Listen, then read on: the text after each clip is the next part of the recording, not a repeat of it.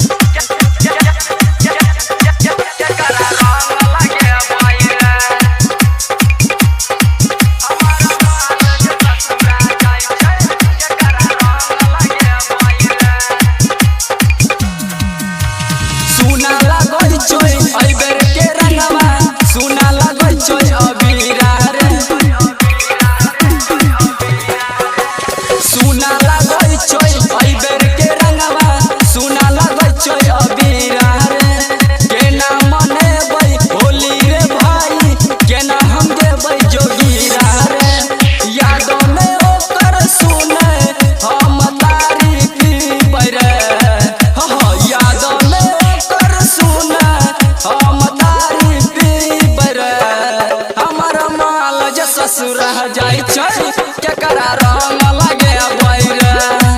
हमारा जानू ससुरा जाई छै केकरा रंग लगे बैर।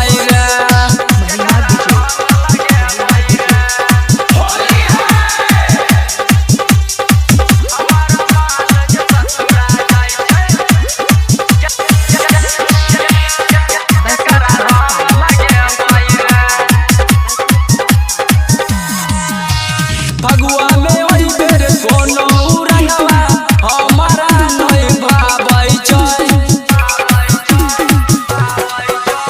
फगुआ में ओई बेर कोनो रंगवा हमारा नहीं भावै छै। गायक के विकास होली के ओई बेर याद करके कानै छै। राइटर मनीष कहे अब कोना जीवर। राइटर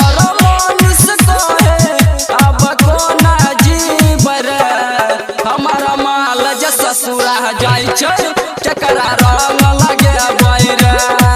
हमारा जान ससुरा जाई छै केकरा रंग लगे बैर। Ambe recording studio Delhi.